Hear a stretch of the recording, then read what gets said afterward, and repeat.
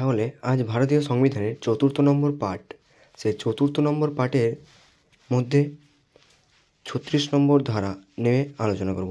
না, এই ধারাটি নির্দিষ্ট করে যে যদি না এই অংশে অন্য কোনো প্রসঙ্গ উল্লেখ থাকে তাহলে রাষ্ট্র বলতে কী বোঝানো হবে।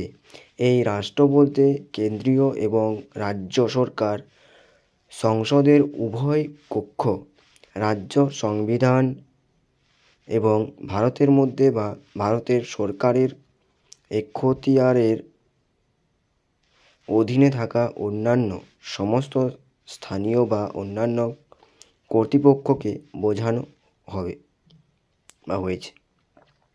তাহলে ডিপিএসপি এটা একটা, এই সংজ্ঞাটি ভারতীয় সংবিধানের পার্ট 4-এ অন্তর্ভুক্ত। তাহলে ৩৬ থেকে ৫১ নম্বর ধারা পর্যন্ত নীতিগুলির জন্য একটি ভিত্তি তৈরি করা হলো। কি বলছে না, রাষ্ট্রের সংজ্ঞা এবং নির্দেশমূলক নীতিভিত্তি এবং আইনের প্রেক্ষাপট। এখানে রাষ্ট্রের সংজ্ঞাতে ৩৬ নম্বর ধারার মূলত রাষ্ট্র শব্দটিকে সংজ্ঞায়িত করে যার নির্দেশমূলক নীতিগুলি প্রয়োগের জন্য সরকারের ক্ষমতা এবং কার্যাবলী নির্ধারণ করে। এবার নির্দেশমূলক নীতিতে কি বলছেন, এই সংজ্ঞাটি ডিপিএসপি এবং এর জন্য একটি গুরুত্বপূর্ণ ভূমিকা পালন করে। কিসের জন্য না, নির্দেশমূলক নীতির জন্য। কে না, ডিপিএসপি।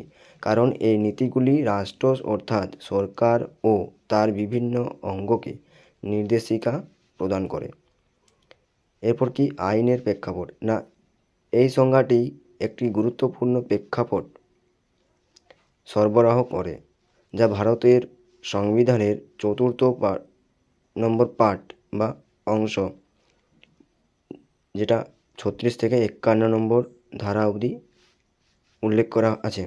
মূলত নীতিগুলি কি না কার্যকর করার জন্য সরকারকে পরিচালনা করতে হয়।